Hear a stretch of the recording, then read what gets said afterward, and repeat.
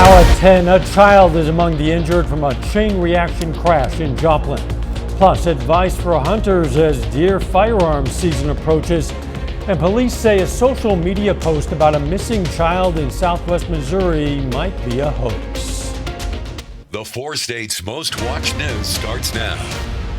Police say a child has life-threatening injuries after a chain reaction crash in Joplin. This is KOAM News at 10. I'm Dow Quick.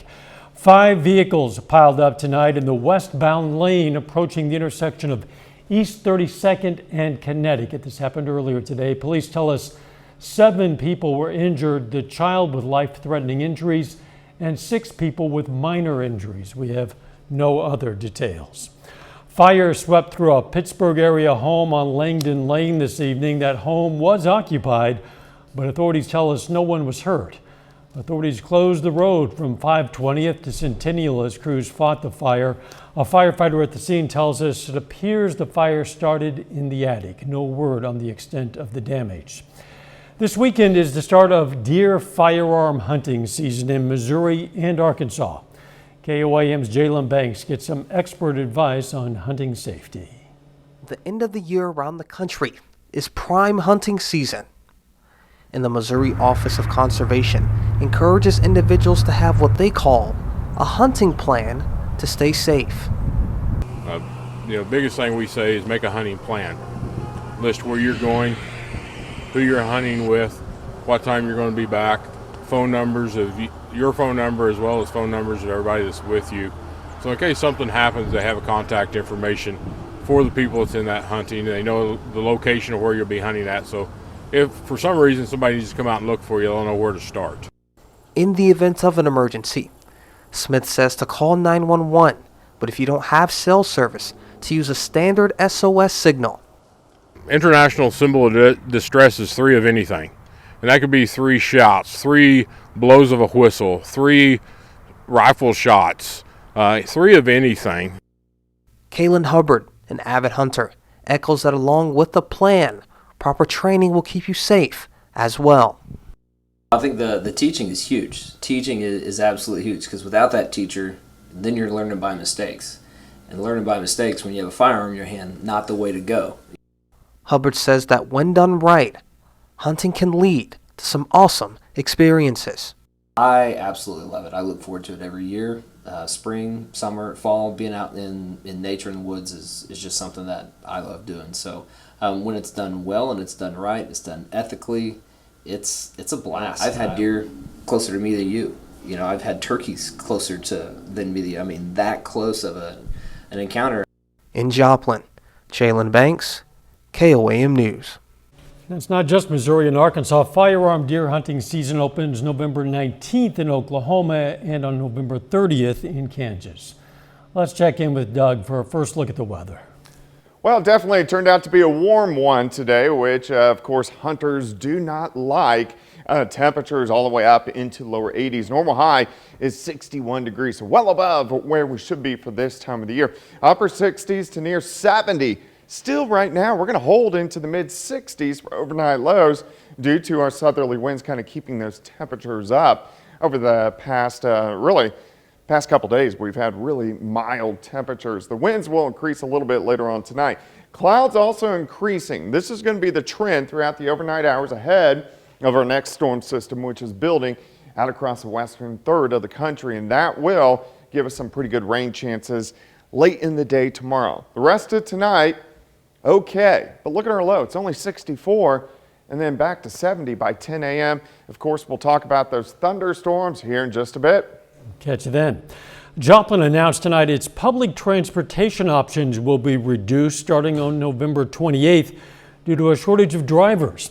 The Sunshine Lamp trolley service will be suspended until further notice, and drivers will be referred to the MAPS service. Jasper County yesterday saw its 3rd largest turnout ever for a November election. The county clerk, Charlie Davis, said nearly 43% of registered voters cast a ballot for that midterm election. That's just under 35,000 ballots. In Jasper County, nearly 82,000 folks are registered to vote.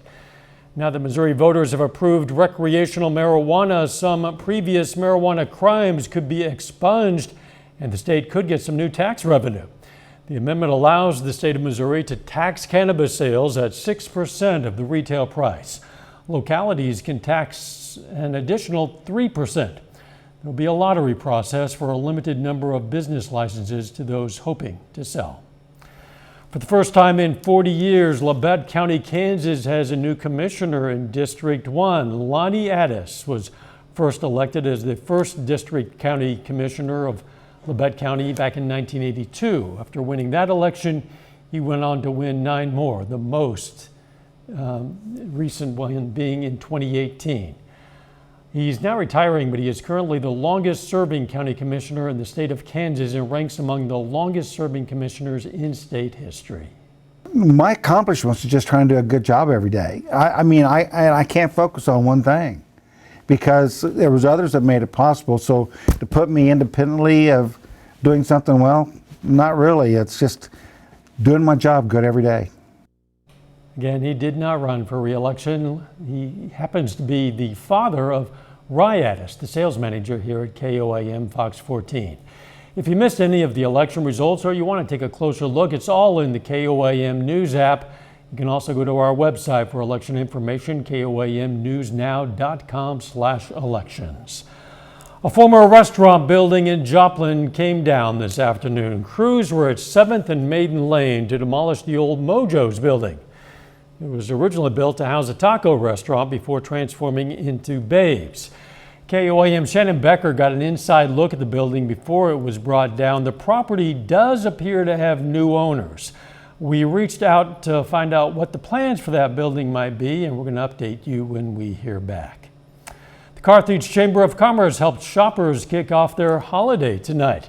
The chamber hosted this holiday sip and shop to get everyone in the holiday mood. The Come and Go event at the Garderian was to showcase not only some local brick and mortar stores, but also some in-home businesses. Opportunity for businesses to come together that can kick off the holiday season, let people come, see what they have, go back to their stores. And some of these vendors that are here tonight, they don't have a brick and mortar store. So this is a great way for them to showcase their items that they may sell out of their house. This is the first time the Carthage Chamber has conducted this event. A holiday favorite is back and in need of some help. The organizers behind Joplin's Holiday Tree Trail are looking to fill the tree sponsor list. Anyone who wants to participate just needs a tree, some lights, and of course some creativity. You can get more information at KOAMnewsnow.com. The tree trail opens on November 29th, closes December 31st at Mercy Park. Joplin students are working together to raise money for area foster kids in need this holiday season. The 7th Christmas of Hope is now underway. Students at both Joplin High School and Franklin Technology Center bring donations to class. Event organizers say there are about 600 foster kids currently in the area. I do know that when it gets closer to the holidays, there seems like to be more kids. You know, and that's one great thing about this too. So if something happened to a kid and they weren't in their home and they had to go to a foster, like let's say a couple days before Christmas or something, this is where Christmas Hope comes in also. The fundraiser continues until November 18th. Coming up, a Missouri school board hears a report on whether a school campus is radioactive, and the investigation into a possible fake report of a missing child in southwest Missouri. The U.S. Army Corps of Engineers found no radioactive contamination at a Missouri school. The findings were presented at a meeting.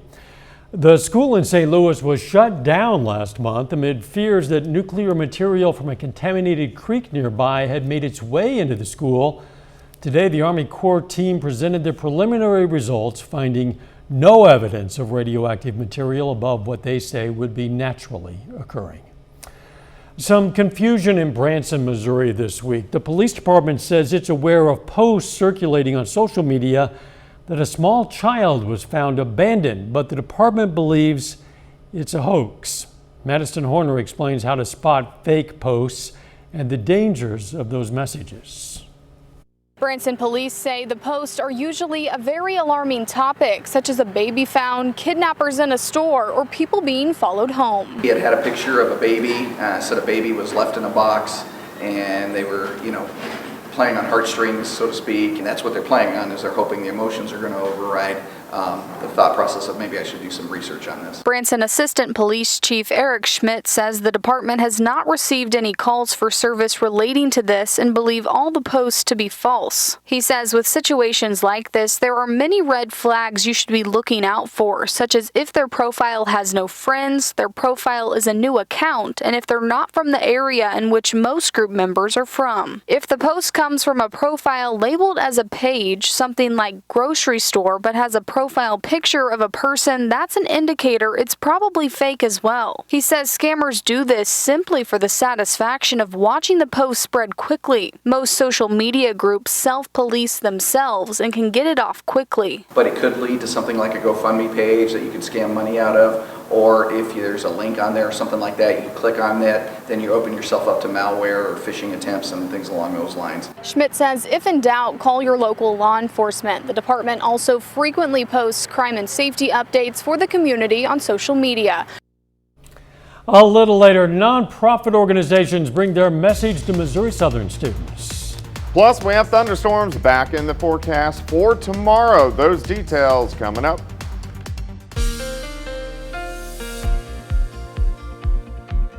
Well, of course, a warm, kind of windy day for us today, but temperatures are fantastic. All the way up to about 80, 81 during the afternoon, and we're going to stay warm tomorrow, and then we got some big changes moving in. Nice shot, Indigo Sky Casino and Resort, of course, Indigo, just outside of Seneca, Missouri. Check out these temps. It's after 10 o'clock. Average high for this time of the year, 61. Most of us are 8 to 10 degrees above that. We're sitting into the upper 60s to near 70 degrees. We're only going to drop off into low to mid 60s later on tonight. In Joplin, sitting at 70, humidity is at 71%. The winds, it's not windy, it's breezy outside. We got southerly winds at about 10 to 15. These may pick up a little bit later on tonight, but these will help keep us into the 60s as we go through the overnight hours, and then back to 70 by 10. Overnight low is 64 degrees. We do have the clouds increasing, especially in southwestern parts of Missouri. This is going to be the trend as we go through the overnight hours tonight. Clouds thickening up ahead of our next storm system, which is out across the western third of the country. In fact, look at this. This is going to produce a ton of snow across the Dakotas, already freezing rain picking up in South Dakota. So this will start to affect us as we get into tomorrow afternoon. Let's go through time during the overnight hours, just clouds kind of thickening up all night long. We start mid 60s in the morning, still the clouds, mostly cloudy skies, mid 70s by noon. Notice a few showers starting to pop up western counties. Most of us are dry through a good chunk of the day. All right, here's 4:30, scattered thunderstorms, Kansas, Oklahoma side. Some of these could be a little bit stronger. We can't rule out a low-grade severe thunderstorm, but most of these just good old thunderstorms. As we go into the evening, this is when this line is going to push into Pittsburgh, Joplin, Carthage, Neosho, Miami. So into the metro, showers and thunderstorms increasing. Here's 7 p.m. We can go to 9 p.m., rain advancing a little farther south and east. As we get into midnight, all of our eastern or Missouri counties should have showers and thunderstorms. I want you to notice the temps. We're sitting into the mid 40s. We drop into the 30s Friday morning. So this last batch Friday morning, it may have a few flakes of snow mixing in. Then we clear out really quickly. We just don't really warm up as we go into Friday afternoon. High temps only into the mid 40s. So our rain chances will definitely increase tomorrow afternoon. Rainfall amounts, I think a lot of us pick up a ½ inch to an inch, but there's going to be some isolated heavier amounts, inch, inch and a half.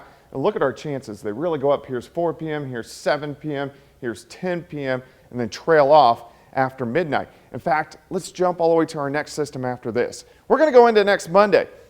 Cool air in place. Look at the rain advancing in, which could mix with or change over to snow. So once we get rid of these thunderstorms tomorrow, then we'll focus on that next system. 74 tomorrow, 34 tomorrow night. 44 on Friday, into the 20s for overnight lows, which is cold as we head into the weekend. Temperatures in the 40s Saturday, 50s by Sunday. To get the fireplace fired up, I guess. Yeah, that's a big switch. It is. Thanks, Douglas. Missouri Southern students got the chance to learn more about nonprofits in the area today. It was part of a service fair held in the Billingsley Student Center. Representatives from 11 area nonprofits told students about their work in the community and signed up some new volunteers. Still ahead, the Missouri Southern Lions prepare to host Washburn in their final game of the football season. And a pair of Riverton volleyball standouts signed to continue their volleyball careers at local colleges. Jacob Leonard has that and more up next.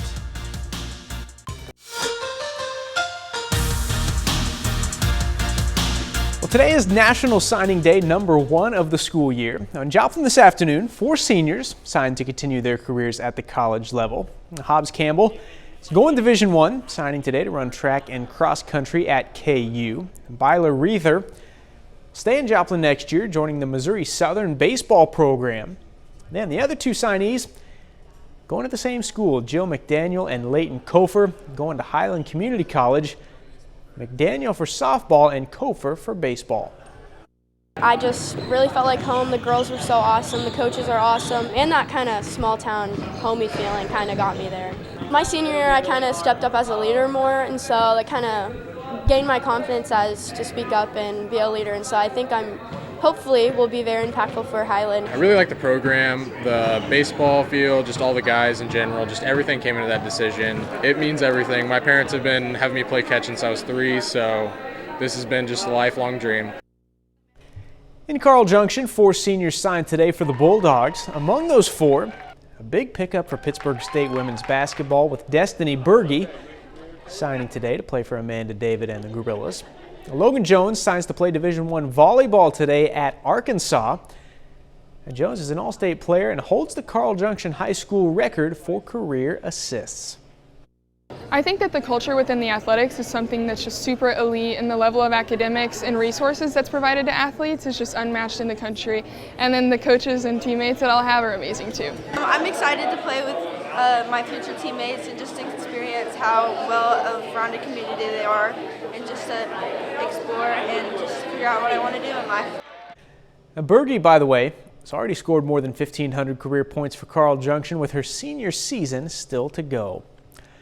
On the Kansas side, Frontenac High School has 2 senior student athletes signing today. Mia Brown and Logan Myers are both heading to the MIAA. Brown headed just down the road to Pittsburgh State to play volleyball for Jen Gomez and the Gorillas. She's a 2-time All-CNC player, including being a first-team All-Conference selection this year. And Myers is headed to Emporia State. He's an All-State selection for the Raiders and will play on the infield for the Hornets. And both of them are looking forward to playing in one of the toughest Division II leagues in the country. I'm ready for the challenge. I've been around the league with my dad for a long time, and being at Emporia State, being anywhere in the MIAA, you got to bring your best every single day in this league, and it's a very hard competition every day, and I'm excited for the challenge. We have some very good competition in the CNC, and I think that college is a whole different level, but I think that with preparation and everything, that Frontenac definitely prepared me well for it. In Riverton, 2 of the best to suit up for the Rams signed today to play college volleyball. Morgan Compton is headed to Labette Community College. She's Riverton's all-time leader in assists. J.C. Thomason going to play at Pittsburgh State. Thomason is a 4-time All-CNC player and All-State selection. Leaves Riverton as the program's all-time leader in kills. They're both going to college, but they've definitely left their mark at Riverton High School. Riverton has been my whole life, K through 12. I've put all of my blood, sweat, and tears into the athletics here. I will miss it dearly. It's been a great experience, some of the best memories of my life, but I know that a new chapter is beginning, and I'm excited for that as well. But I'll never forget the memories and all the accomplishments that have been here with me and my team. It's a great feeling to know that my name will always be remembered. My sisters made that mark. I feel great to have my own mark made in volleyball and not other sports like them.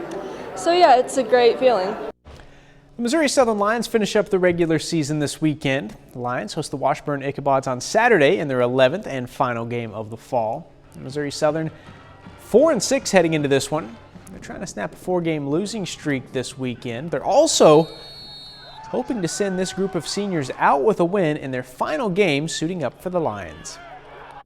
These are some guys that have been through a lot in Missouri Southern, you know, playing for multiple head coaches, playing for multiple coordinators. I mean, it makes it tough, and these are guys that have just continued to work, continued to be a great leaders and examples for the younger guys. It's been a long time coming, and going out on a win would be great. You know, I just feel like we owe it to this community and the green and gold. And win, lose, or draw, I'm not stopping to the touch of zero. And that's it for sports. We're back after this.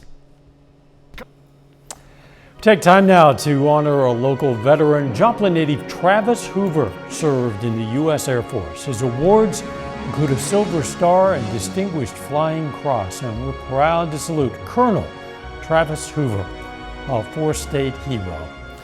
And speaking of heroes, Missouri wants your help returning 288 unclaimed military medals and insignia back to their rightful owners, undoubtedly heroes.